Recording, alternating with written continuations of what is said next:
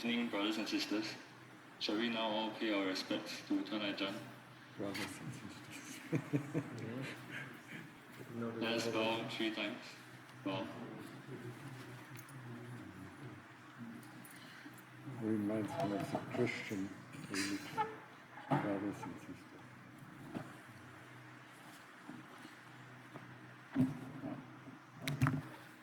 Good evening, Tuan Ajahn. Can you hear me? What? Can you hear me? Can you hear me, Tuan Ajahn? Yes, I can hear you. Okay. Hi, Tuan Ajahn. This is Ryan. So, Tanyi is not available today. I think he's already told you. So, today I'll be helping to host this session. Okay. Okay. So, for today we have about 23 participants logging in through Zoom. Yeah. So there's some of us here that NDR and the rest are all joining online. And for the participants, today's session will be slightly different from previous sessions. So for the first half, about 45 minutes, we'll have live Q&A. And then we do have a couple of questions submitted online, which will be the second half. Okay, so if I could request everyone to turn on your video so that Tuan Ajahn can see you. And if you would like to ask a question, you can raise your virtual hand by clicking on the reactions button at the bottom and click on the raise hand button. Right, then I'll request for you to unmute. So, does anyone want to get the ball rolling? Who wants to ask the first question? This is your opportunity.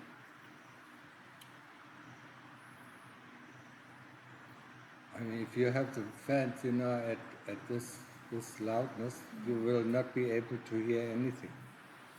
Huh? Okay, we have Hendrik. Would you like to unmute yourself and ask your question?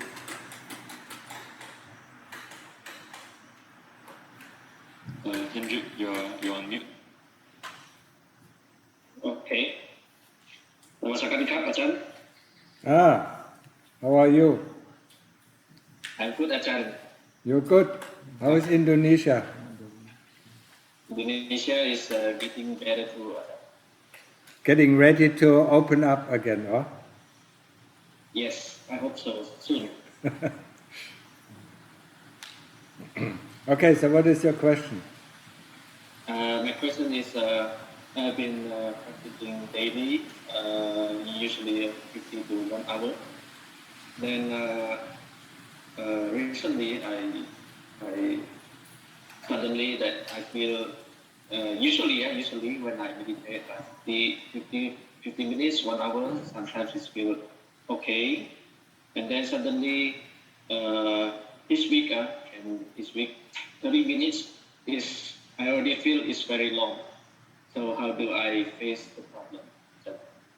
What exactly is the problem? Is it pain or what? No, it's not pain. It's just the heart is not unsettled. It's just don't want to meditate. It wants to go out, or? Yes. Yeah. The heart is like a little child, I mean, it wants to run around, yeah. So even after 1 hour, it still wants to run around. The only thing that you can do is to bring it back, yeah. So bring it back, focus. Bring it back to the focus, be it the breath or be it the Buddha. And then, I mean, the red alarm lamp should light up, if it is getting very difficult after 1 hour or 1.5 hours, then it is really important to go on. Because that's how you overcome, the difficulties.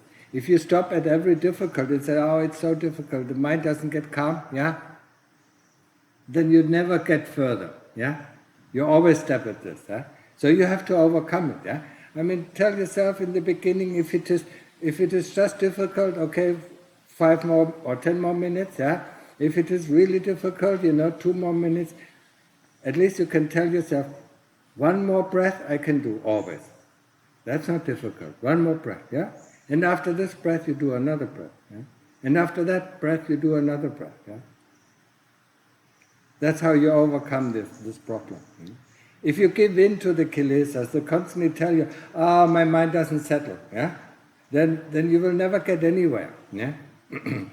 Look, the Mahabodhi, he sometimes described, when he was trying to get calm, or when he was trying to get in Appana Samadhi, he said, on some days, the mind wouldn't just, coerce, yeah?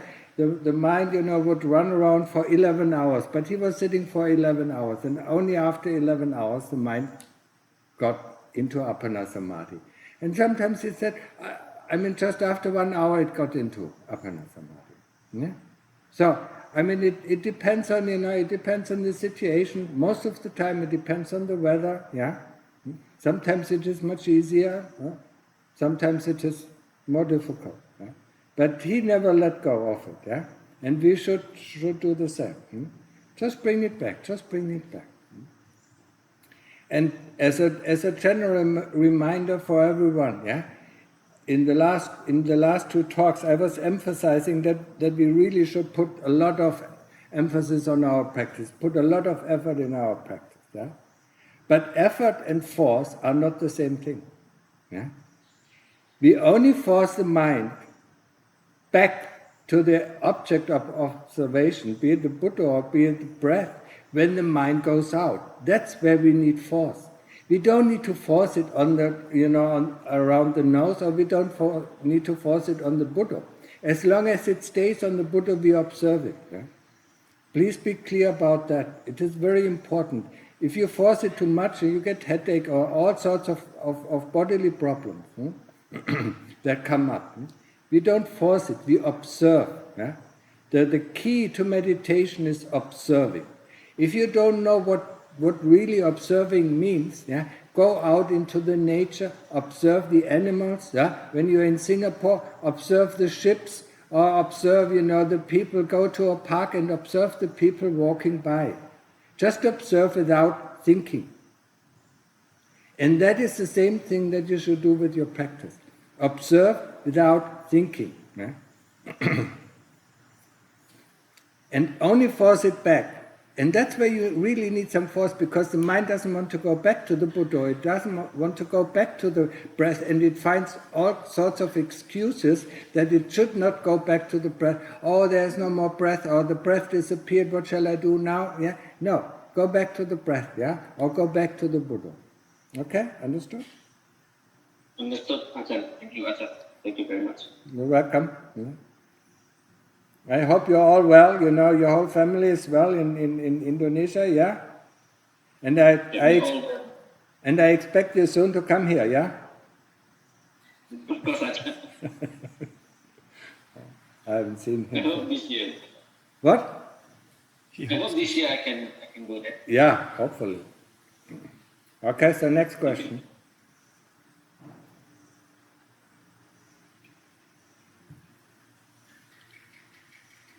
Okay, thank you, Hendrik.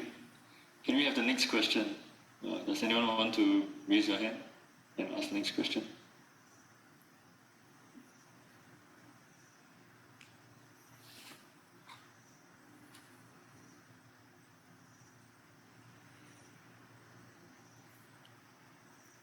Anyway, to all participants, yeah? If you go to the soup session, do have some questions ready, yeah? Okay, Ajahn, we do have a question here at NDR. Yeah?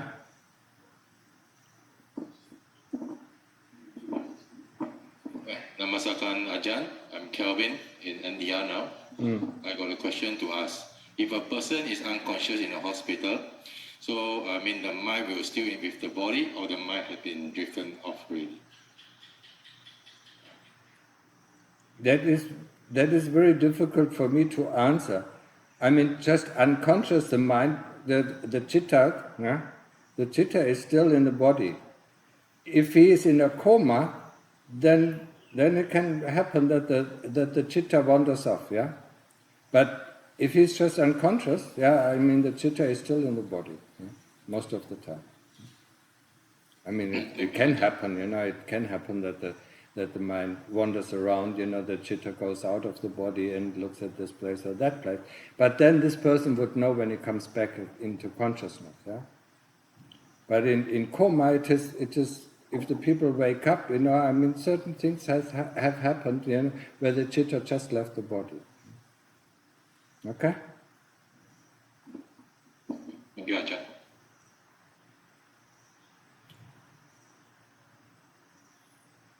How many people are at the NDR at the moment? Brian? Yes, Ajahn. Actually, we have 5, including myself. 5 only? Huh? You should put a little bit more effort in your practice, huh? Especially in Singapore. Huh? It's still a prison, isn't it? You cannot leave Singapore, huh? We can actually. A few of us have actually been going to Thailand. Okay. And things are opening up even more. Okay, good. So, next question.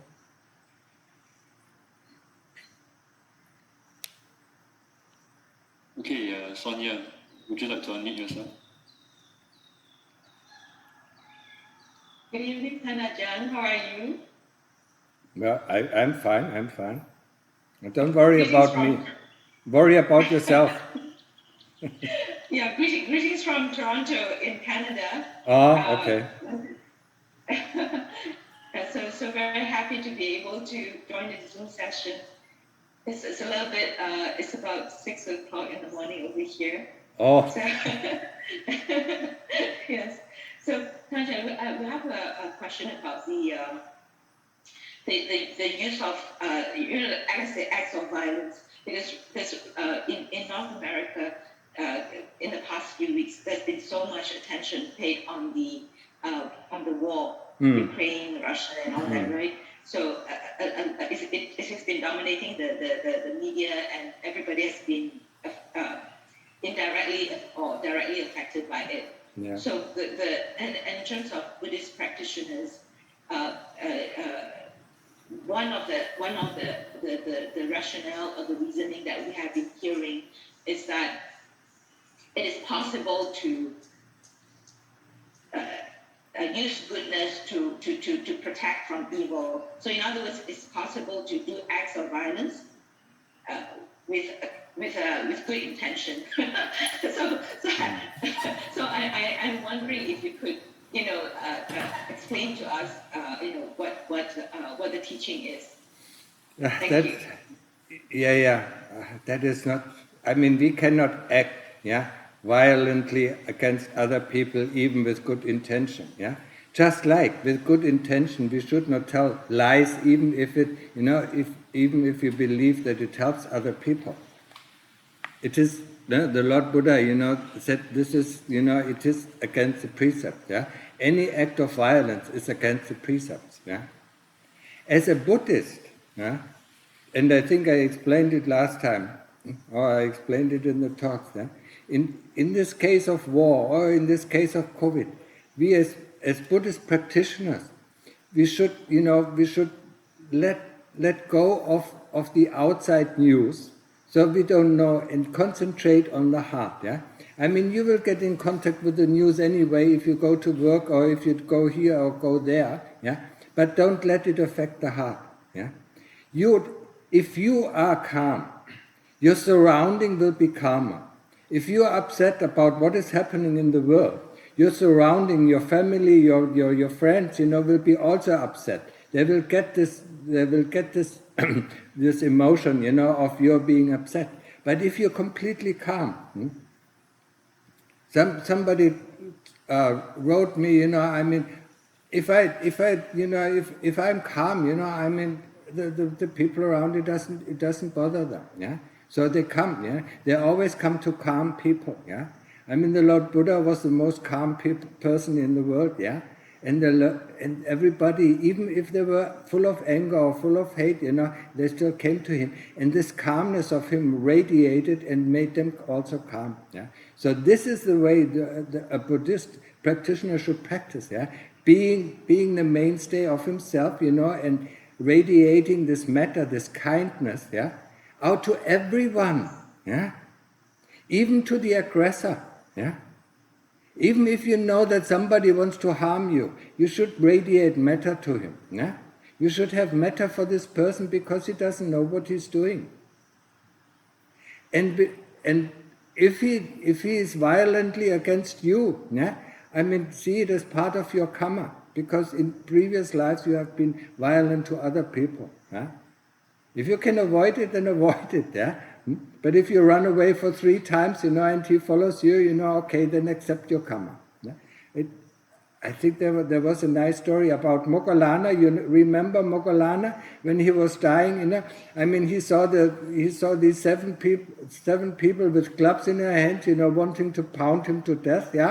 So he ran away for 6 times, and then he realized, I cannot. So he went there, and he was pounded to death. Because of his karma. So sooner or later, if he can avoid it, fine. It's just like, if we have a sickness and go to one doctor, and he cannot help us, and go to the 2nd and 3rd and 4th doctor. If the 4th doctor cannot help us, we just accept that this sickness, is part of our karma. Okay? And that is, if you are calm inside, don't take in so much news. What happens in Ukraine? The Europeans are much more worried about than the people in Canada. But I hope Canada doesn't get into the big war. This will be difficult. Then you will see it. Even if there is war within your country. Try to be as calm as possible. If we don't have any thoughts, then we see all the opportunities we have. If we try to prepare ourselves, what am I going to do if this person attacks me? Then we have only one option. But if we are free of thoughts, then we have so many options, and one of these options is the perfect option for this situation. Okay? What nationality are you? You are Canadian, but I grew up in Malaysia and Singapore. Okay. So you're Indonesian. Yes. Thank you very much, Ajahn. You're welcome. Thank you, Sonia. Okay, I think, sorry, I don't know your name, but your name here is iPhone. Maybe you would like to unmute yourself.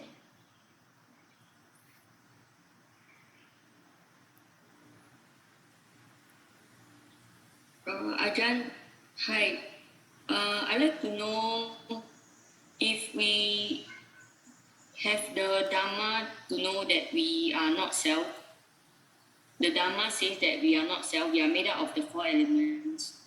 So in times of excruciating pain, are we supposed to contemplate that we are not self? And because we are not self, my second question is that how we treat, is that how we should embrace others' treatment towards us, in the sense that however the person wants to treat us, it's not ourselves. We are not self, and we should not take it too personally. What country are you from? Singapore. You're Singapore. Forget about the not self. This is a very intellectual thing that lots of people think it's not self. We have to get to the stage of not self. In order to get to the stage of not self, we have to face all the things that we believe are self. Because you believe you are your feeling, you believe you are your thought, you believe you are your memories. And this kind of attachment to the 5 khandhas, forget about the four elements, There are 5 khandhas, that make us. And the first khandha is the body, and that is the most irritating khandha of all, Then the second khandha is the khandha of the feelings, The third khandha is the khandha of thoughts or memories, The fourth khandha is the khandha of thoughts, and the fifth khandha is the khandha of consciousness. And we believe that these 5 khandhas are us. And when you look at yourself, you always find yourself, whatever you think, whatever you feel, within these 5 khandhas. Yeah? So this make us believe that this is who we are. Yeah? I mean, memories, yes, is very important. Feelings is very important. Yeah, I feel like this. Yeah, we always use the language, I. Yeah, so to get rid of this is to lessen the attachment to the khandhas. You understand that? Yeah. And in cause of pain, you have to think about your situation. Yeah? Your situation that you are right now is brought on you because of your karma, of your previous lives. So whatever happens to you is things that you have done unto others. That's why in the West we do have the saying, don't do unto others what you don't want others to do unto you. But the second part nobody repeats, because whatever happens to you is what you have done to others. Yeah? So realize pain is pain, and investigate the pain as I described it very often.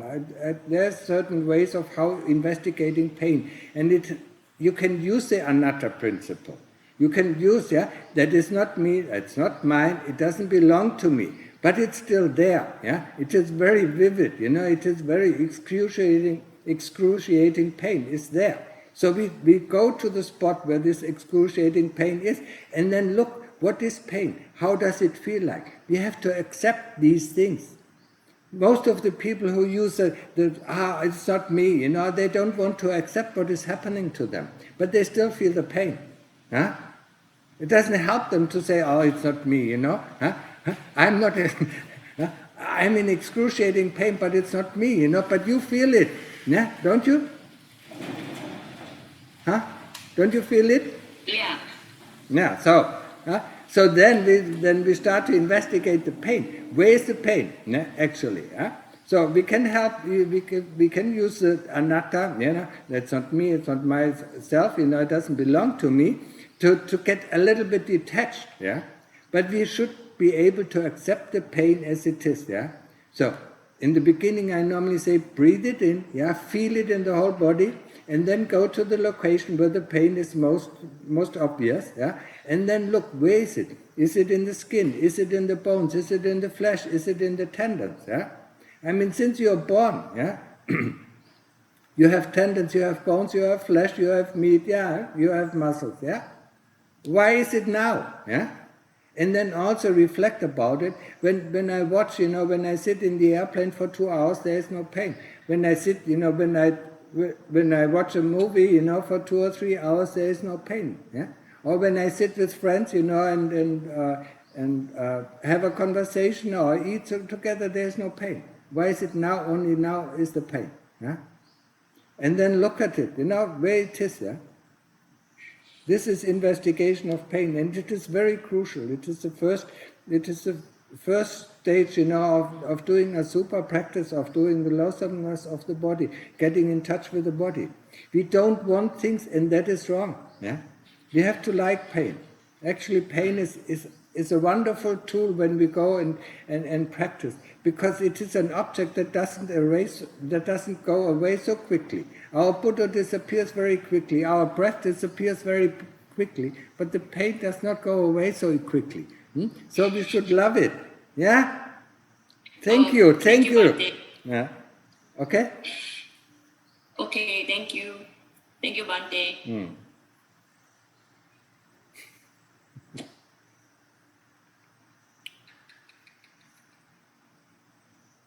Okay, do we have the next question? Would anyone like to raise your virtual hand?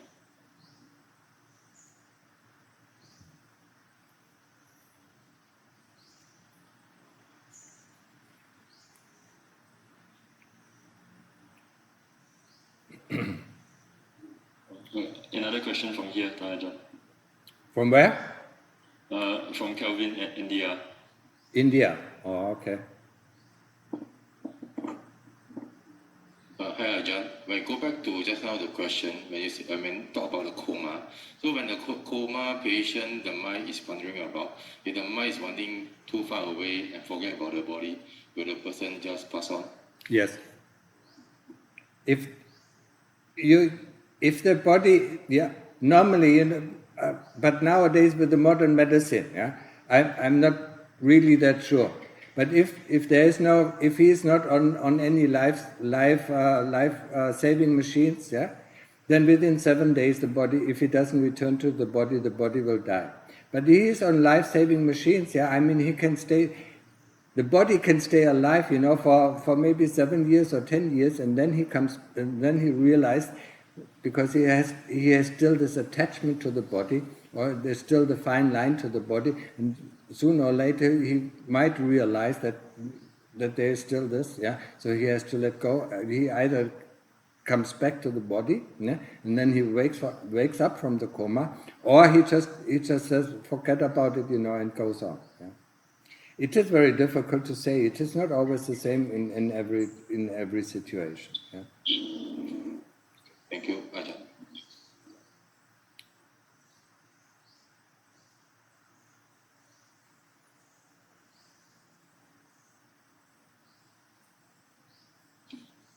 Okay, do we have a next question?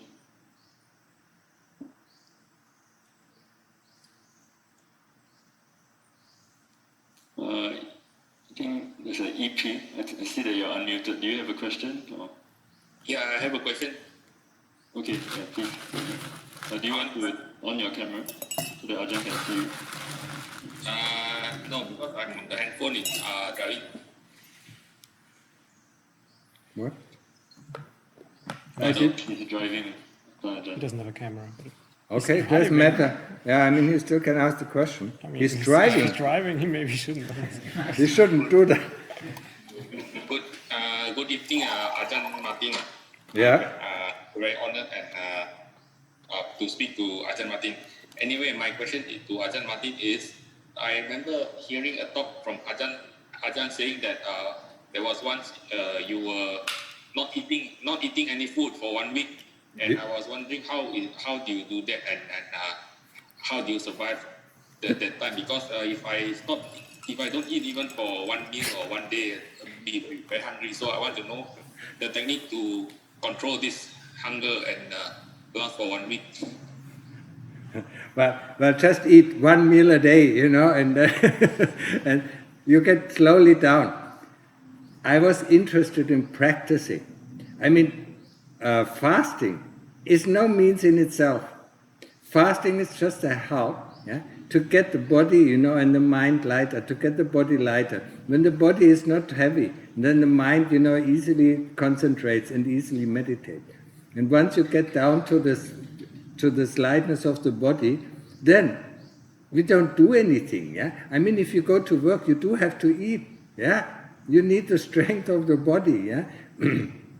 But if we are practicing, if you just do sitting meditation and walking meditation, we hardly need any food. And the less you think, the less food you need. If you need to think a lot, you need a lot of food. Also, people think, they don't need food when they think a lot. But the thinking, takes a lot of energy. So only when you're practicing, only when you're really practicing, the whole day, then you can think about, once your practice gets stale, you can think about,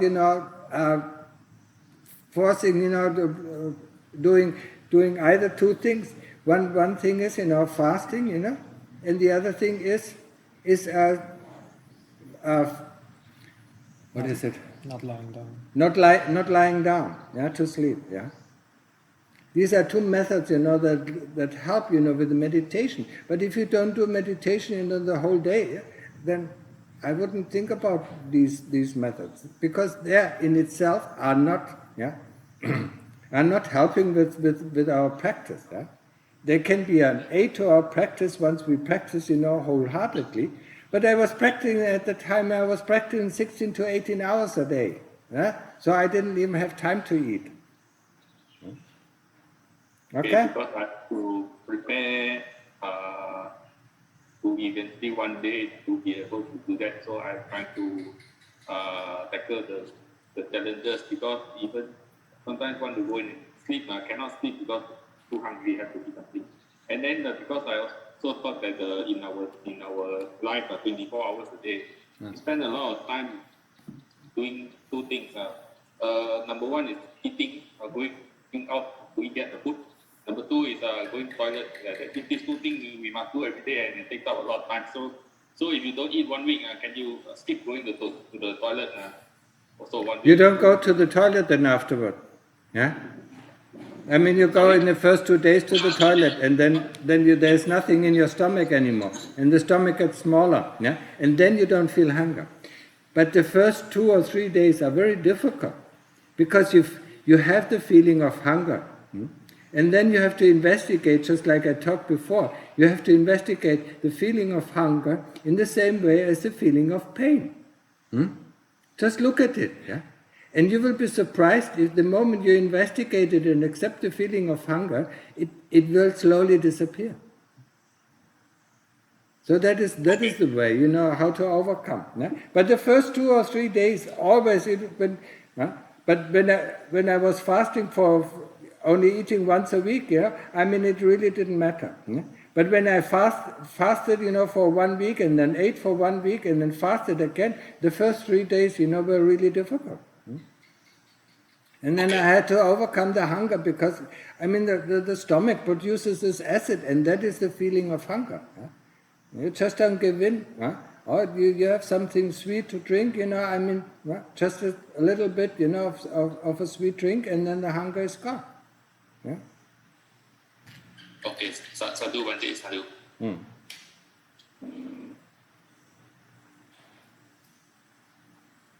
Yeah, we can ask Michi Emily, you know how, huh?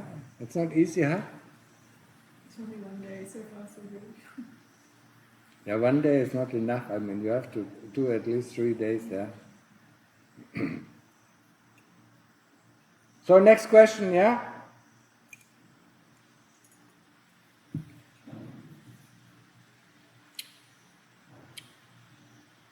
Okay, actually, I do have a question, Ajahn. Yeah? So, when I try to do the reflection at night, often my mind is already quite restless, because I would have been working the whole day. So, and when I try to think back what happened during the day, often I only think about maybe 2 or 3 key events or key situations that sort of made me a bit more agitated. So then, usually I will only reflect on how those 2 or 3 events have affected my mind, and what kind of thoughts were led on through the situation. So is this a proper way of doing the reflection and trying to trace back, you know, how did the feelings originate?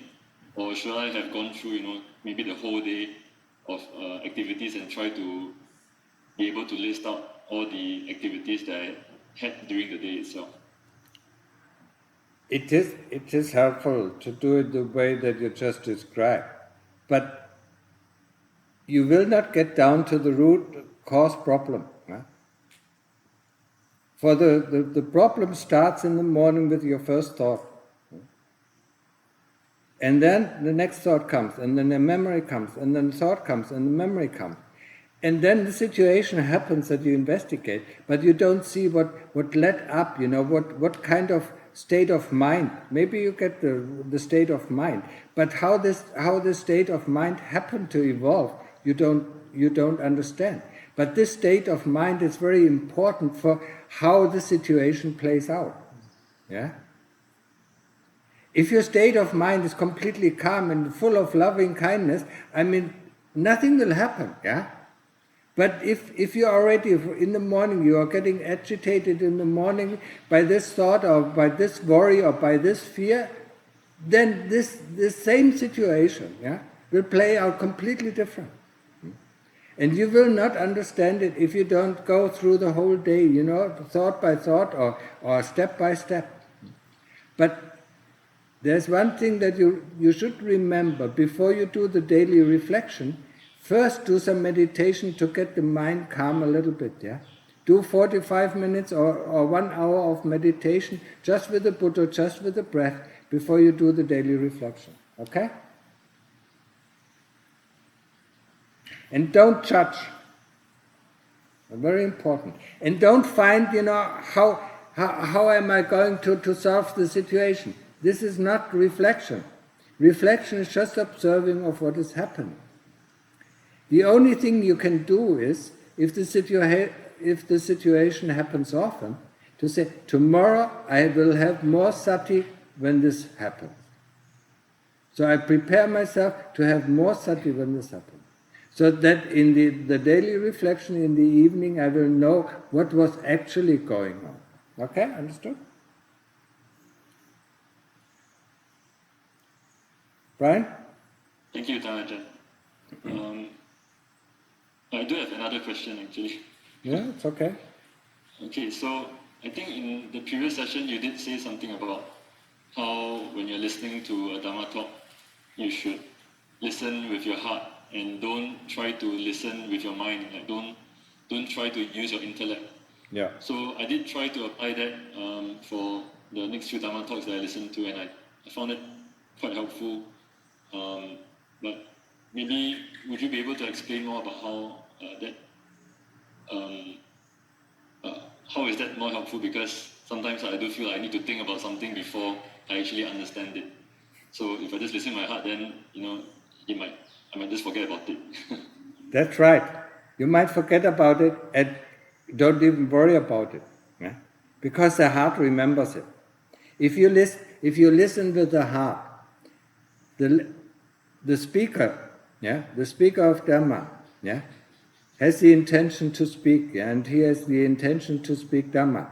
And this intention, yeah, is still preserved in the audio or is still preserved in the talk that this person gives. Yeah? When you go to the language of the heart, go to your heart, and then the language of the heart understands very clearly the language of the heart of the speaker. That is the key. If it touches something, then your heart, or your wisdom will turn around and see, what he's talking about, and look at your heart at the same time. If it doesn't concern you, the heart will remember it, and then when the time comes, where you are at the problem, where the speaker, talked about it, then the heart will remember and can use it. Yeah? So don't even worry about if you don't understand it. There are so often, in my own practice, there were so often things that I did not understand. I just said, okay, it's not yet the time to understand it. Right? And then years later, I understood it. So don't worry about this. Yeah, of course, we are brought up to try to understand everything at any given time, but that is not necessary. You understand it? Yes, Ajahn. Just listen, yeah, and the heart will take it in. I mean, the heart is so thirsty, it will sip up every moment, yeah. But you will also notice, when you listen to the heart, to a Dhamma talk, no matter who it is, if you listen to a Dhamma talk that comes from the brain, you will not be able to listen with your heart. And then you have to listen with your brain, yeah. And that is really disturbing. It never leads to the calmness. When you listen to a Dhamma talk, like from Lungta Mahabor or somebody else, who's deep Dhamma, then it automatically leads you to the calmness of the heart. And the moment something is touched, the heart will investigate it at the same time when the speaker speaks. Okay?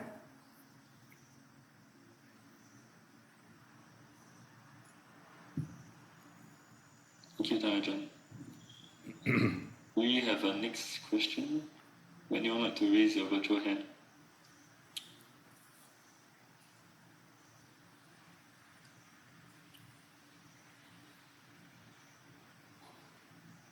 Okay, if there's no questions for now, maybe you can still raise your hand along the way, but there are a few questions that came in online, so maybe we could go through some of those, Ajahn. Yeah, sure.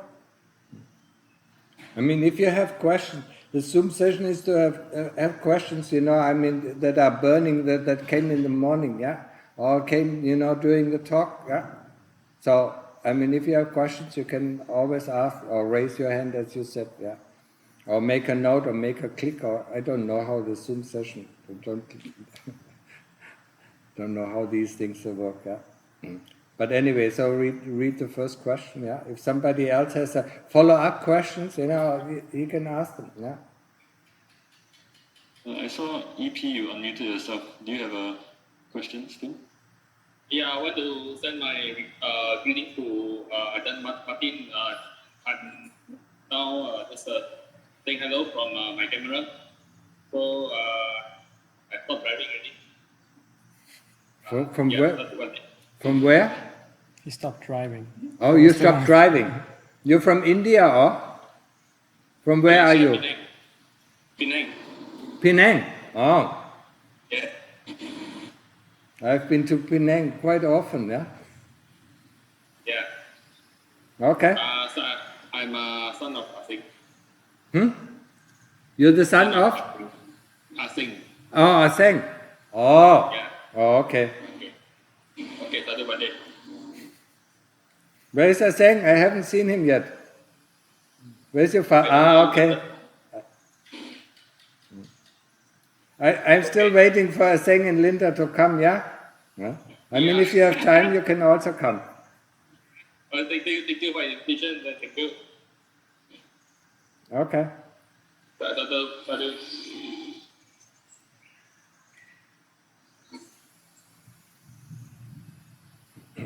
Okay, so read the first question, yeah, Brian. Dear Ajahn, occasionally the body moves in a circular manner when in meditation. Shall the movement be also just observed, or shall we deliberately stop the movement and go back to the breath? Thank you. Always go back to the breath. Once the mind is concentrated, there will be no movement, because the citta doesn't have any time to move the body. I mean, the body movement is most of the time because of restlessness, yeah, or because of pain that we are not able to notice. Our awareness, the more we are with the breath, the less we are, the less we notice, the less the body moves. Yeah, I mean, this people get so interested in what is happening outside. They should be interested in how is the Buddha at this moment, how is the breath at this moment.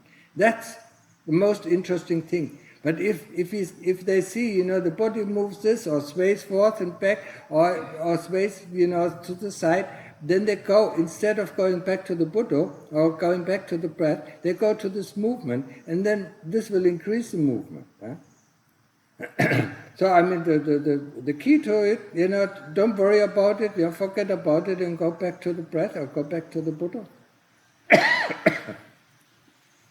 Actually, when you do a super or investigation of pain, I mean, the body normally doesn't move around, yeah, except when we try to evade pain, and then it is very clear that we try to evade pain. Okay. Next question. Over the last few years, I have become very conscious of my race as an African, and this has weighed heavily on my heart. However, I have come to understand that these are just the kilesas that are keeping me trapped in the rounds of birth and death. Should I keep meditating despite all this in order to get a more fortunate birth? Yeah, sure. I mean, the answer is very simple. No matter what race we are, if we are Asian or Caucasian or black, I don't know what to say now. I mean, this is just, it is part of our karma, so we should accept it, yeah? And let not affect our heart with it, and just go back to the Buddha. Whenever you see, whenever you feel, that people look down on you, I mean, go back to the Buddha. Yeah? Don't be interested what other people think about you, yeah? Or what you think about yourself. Yeah? Don't let you get fooled by what you think about yourself. Oh, I'm like this, or I'm like that. Oh, I'm black, or I'm white, or I'm Asian, or I'm this, or I'm that, or I'm good, or I'm bad. Yeah, you should be interested in this. Yeah? You see it, yeah? I mean, the meditation is all about observing. You will know, yeah? You will know if you're good or bad. You know if you made a right decision or bad decision. You will know it, yeah? You don't have to think about it. Yeah? So the best key is just go back. Don't be interested. Just like I talked about, about fear or about worries. Yeah? Just go back to the breath. Yeah? Because fear and worries, arise with thoughts. Yeah? When we stop thoughts, when we replace thoughts with Buddha, I mean, there is no fear and there are no worries.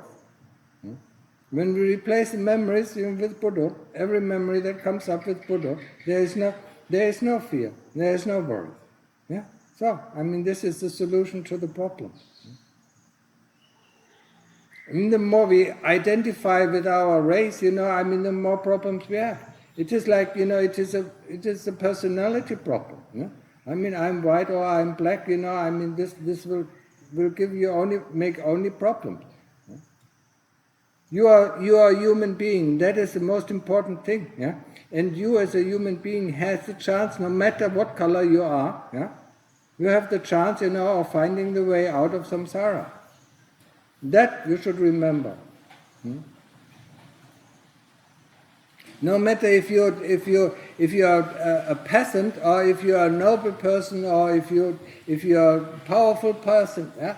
I mean, you are a person, you are a human being, yeah? And you do have the chance, to find the way out. Yeah? Think about it in this way. Okay? Next question? Huh?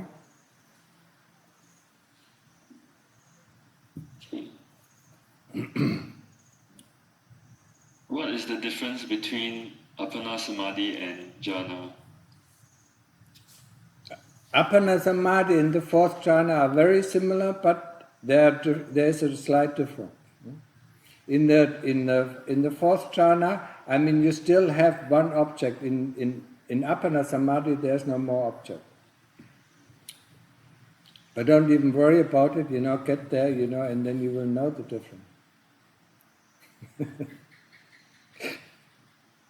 Most people don't even get there, so I mean, what is the purpose of asking this question? Okay? Next question. Okay, the next person, he asked 3 questions actually, but they are quite different, so I'll just read them one by one. Okay. How does the monastic community determine if a living monk is an Arahant, or is it required they pass away before a determination can be made? There is no way of knowing if he is an Arahant. And if he is passed away, I think it's very difficult to know. Yeah? Because the sometimes, relics develop very, very quickly if he has passed as an Arahant. And sometimes relics develop very, very, very slow. It depends on the devas, it depends on the faith of the lay people in this person. I mean, if this person always has been in the forest, yeah, and nobody came to visit him, nobody knows about him, and he dies, yeah, and some people, collect his bone, maybe, there will be relics, maybe there will be not relics, yeah. So don't even worry about it. The monastic community only makes guessing games, yeah? Like most of the lay people make guessing games. Yeah? As long as you're not an Arahant, yeah? Don't worry about if somebody else is an Arahant. Lungta Mahabua said, worry about the money that you have in your pocket. Don't worry about the money that other people have in the pocket. If you don't have money in your pocket, you have to earn some money. Yeah? If your pockets are full of money, that means if you're an Arahant, you know it, yeah? And you don't have to worry about it. Okay? Second question. Can the lay person possibly be an Arahant if they meditate and practice Dhamma? I mean, if they practice like a monk, there should be the possibility. But it is very difficult, yeah? If they don't live in a community, if they don't live in a monastic community, I mean, lay people who live in a monastic community can also become an Arahant. Yeah? But if you live in the world, I mean, it is pretty much impossible, pretty much. There might be some exceptions to the rule. If he has already in his last life, been so close to arahantship that in his next life he just needs an insight, just like what was it, Anakondana, who was one of the disciples of the Lord Buddha, who the first enlightened, I think, disciple was, wasn't it? Anakondana? First three, I and think then so. afterwards. So I mean, he worked in his previous life. So if you haven't worked in your previous life, and you will notice if you have worked in your previous life, because the quality of your mind will come back, the moment you start practicing. Next question. Is kilesas intangible or tangible? And who or what is causing it? Tangible, intangible? I don't understand the question. Can you explain it to me, what he means? Or can some English-speaking person Is it explain? something you can really grasp? Is it something you can... Tangible means something like solid, graspable. Solid. Is the mind, is a thought solid, I mean, if a thought is solid, I mean, it has some energy, so the kilesas have some energy, so you could call them tangible, What was the second part of the question? What causes them? What causes it? Avijja causes it. Avijja is the mastermind behind all the kilesas, And the kilesas have three armies, Greed, hatred and delusion. So you have to fight the kilesas, before you can come to the mastermind, Don't even worry about it, I mean, all these are very intellectual things, just like the non-self, It's not me, I can do whatever I want, I mean, it won't have effect because it's not me. But who are you? What do you think of yourself? So don't worry about these questions. They're all intellectual questions, and they don't help you on your path of practice. Next question. That's the last of the online questions, Ajahn. So maybe now we can go back to... look if somebody else has some question, because we also have some online questions. Not for the Zoom session, but people who ask questions. Okay, would anyone like to ask a question? Oh yes, you can unmute yourself.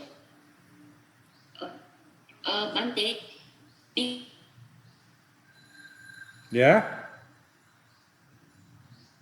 if we practice one day of 5 precepts, does it mean that we will have 1 day of merit?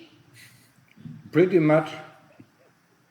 If you practice half a day, and 10 times half a day, you might have 5 days. Approximately, But it is very difficult to practice 1 day, keeping the 5 precepts. Our mouth, normally our mouth goes before we start our thinking. But it is, you can think about it approximately like this. And there's also, when you think about the 5 precepts, I mean, there are things that lead us definitely to hell, and there are things that can be passed on into the next human birth. So not every breaking of the 5 precepts actually necessarily leads to hell.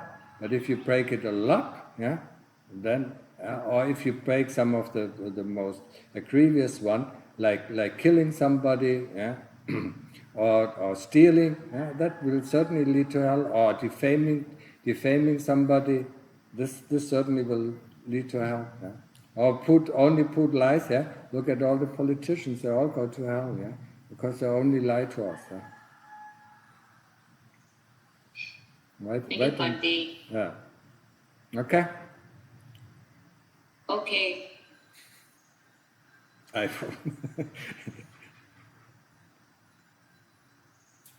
So, more questions? Maybe here, maybe here. Do you have some questions here? Mika, Alex, Monk? No, they're always quiet.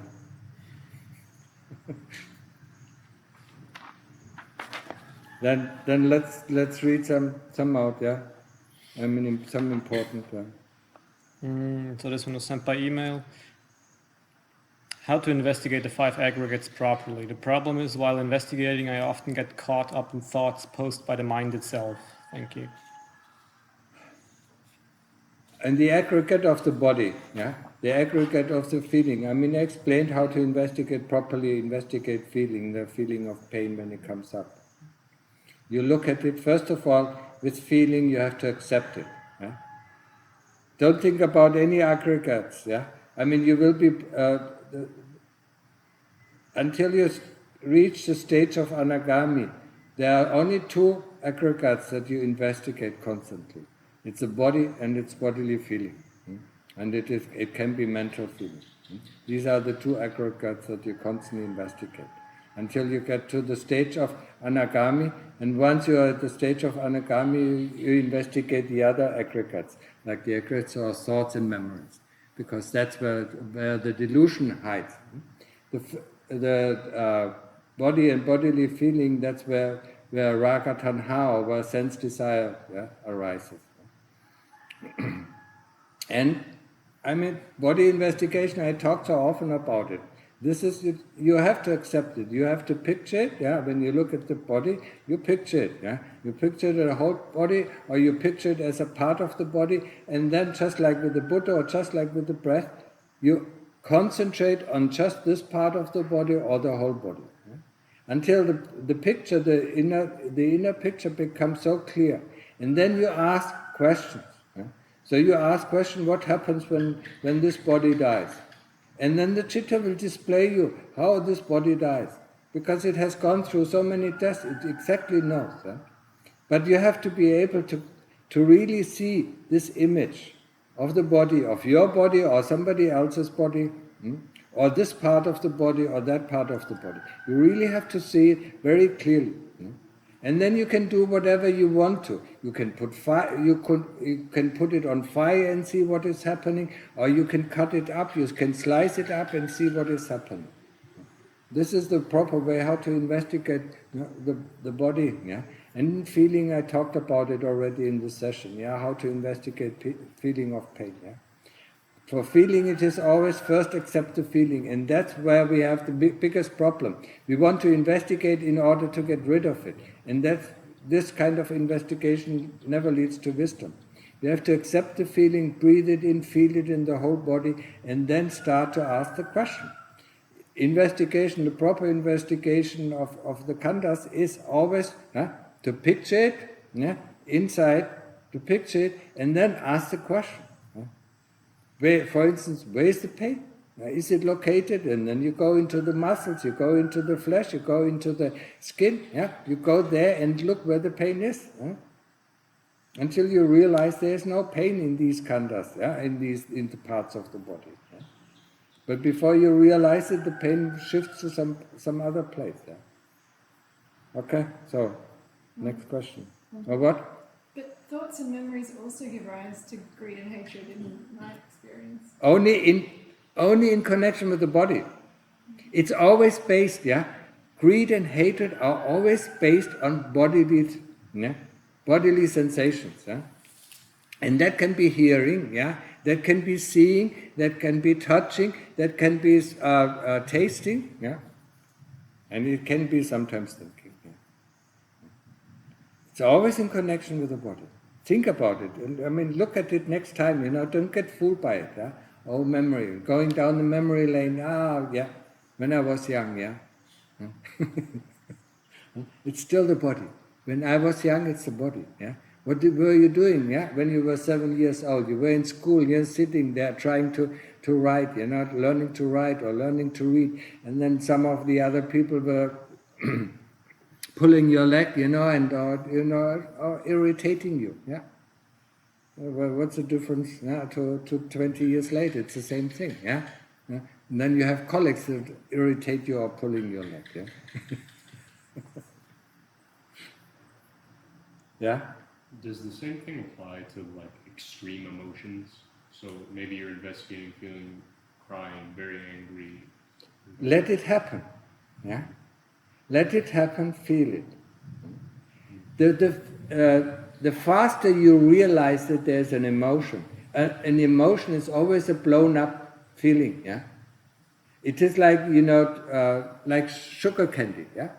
I mean, you have a hot pan and you throw sugar in it, and then it becomes bigger and bigger and bigger and bigger. Yeah? But the heat, and the stirring, makes it become bigger. So for an emotion to arise, there is a feeling. A feeling is not an emotion. There's a basic feeling, there's a memory, and there's a thought.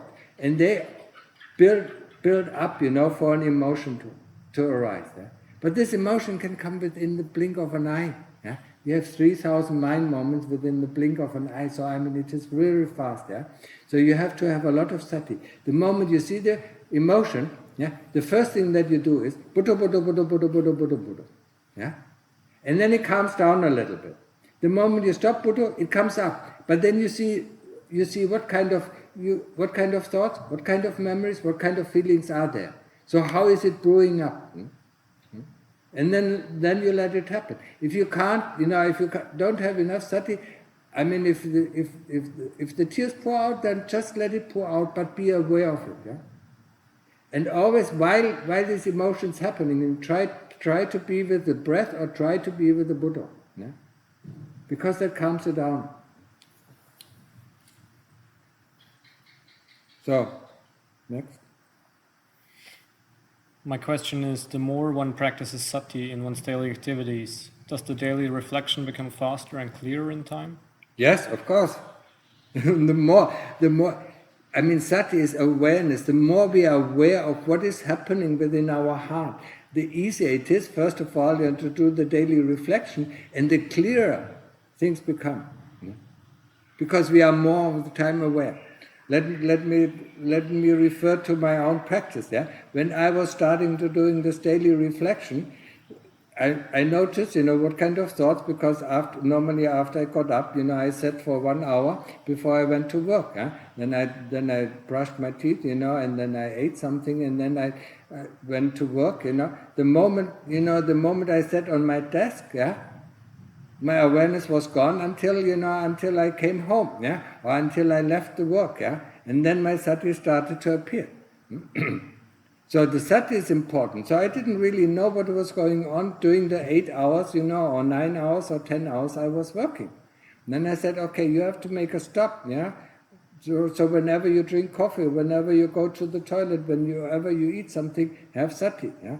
And then I forced myself to have sati. And so the moments of non-awareness became less and less and less, and I could see much more clearer what is happening. Yeah? And also the interactions with my colleagues. Yeah?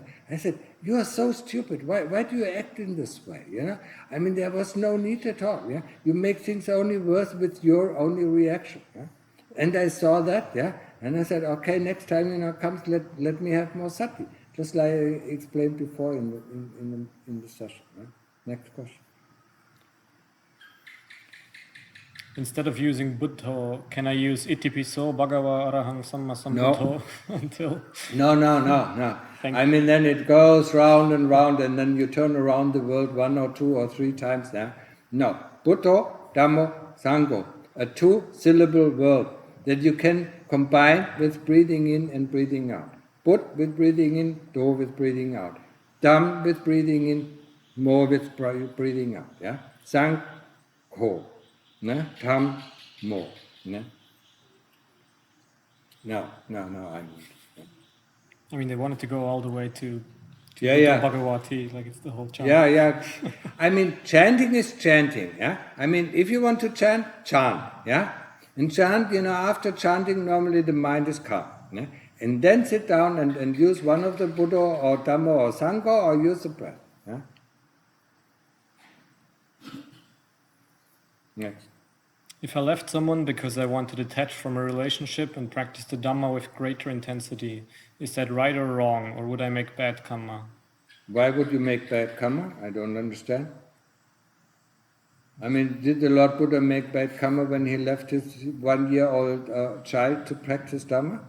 Or left his wife and his parents, who were worried about him? No. If you do something, if you decide, yeah, If you decide to go and practice, that is the best thing that you can ever do.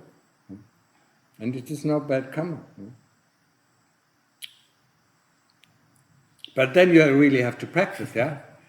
If you go, if you go to a meditation center and practice, practice for a week, and then find and fall in love with another person, then of course it is bad karma. That's what happens constantly. I remember one meditation retreat, after the retreat suddenly a woman came, hugged me. What? What happened?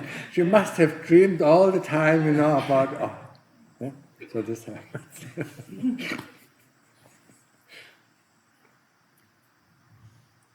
Next. I was wondering how to choose between the breath and the Buddha, as I find myself constantly switching between techniques and meditation objects. I wanted to commit myself to one. Yeah, see what helps you most, and then stick with it, yeah? I have no problem, or at the beginning of your practice, it's not a problem if you say, okay, 1 hour I use Buddha, and the next hour I use the breath, then I use the Buddha again, then I use the breath again. Or if it's so difficult to concentrate, use the Buddha with breathing in and the Do with breathing out. Yeah? It's not a problem. Yeah? But the moment the citta gets calmer, or your practice, the practice gets easier, then you will be. It is so difficult for the mind to decide what. Yeah. Then just choose one that helps you the best. Yeah. And then just stay with the Buddha. Yeah? Or just stay with the breath.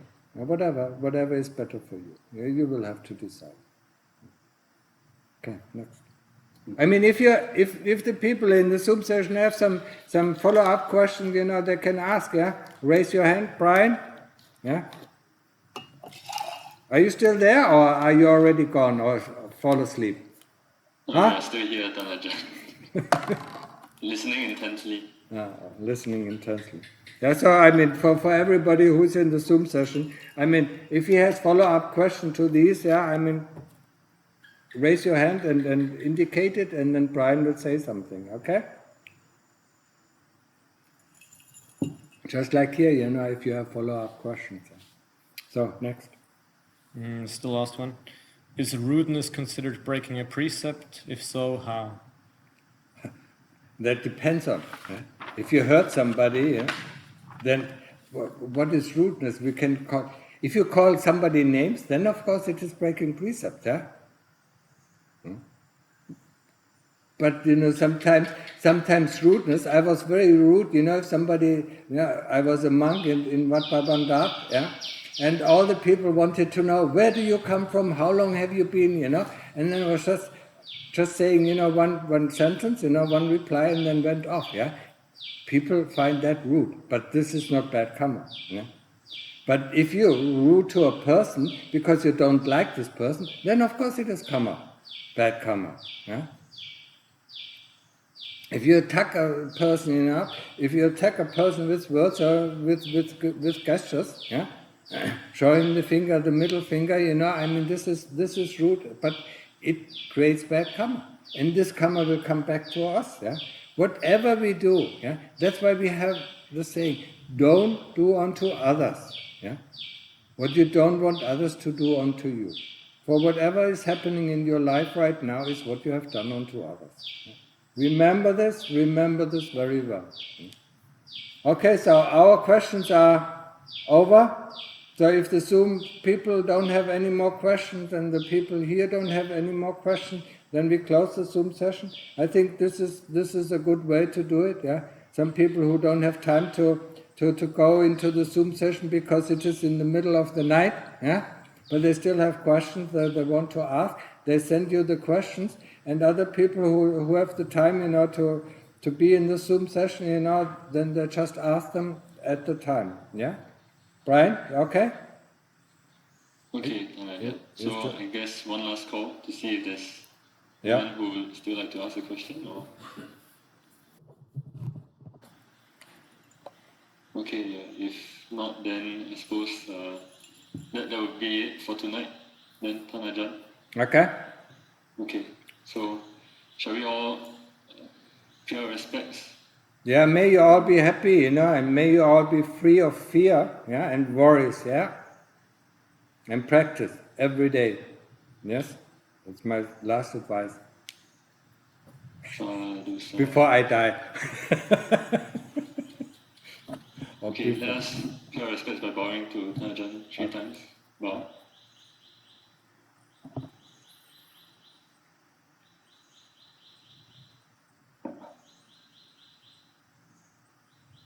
Okay, bye-bye. Okay, Tan Ajahn.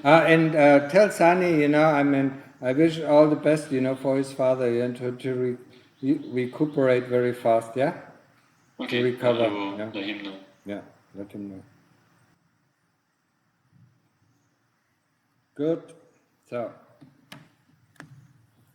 พนมีคำถามไหม ไม่มีเจ้าค่ะ กลับบ้านมาแค่สมาธิไม่เหมือนเดิมต้องพยายามมากกว่าเดิมเจ้าค่ะ แล้วที่บ้านปกติก็ที่บ้านปกติก็นั่งภาวนากี่ชั่วโมง พอดีวันที่กลับไปนั้นไปดูแลพ่อก็เลยไม่ได้ภาวนาเลยเจ้าค่ะ เดี๋ยวนี้เริ่มใหม่นะ โอเคพยายามหน่อยโอเค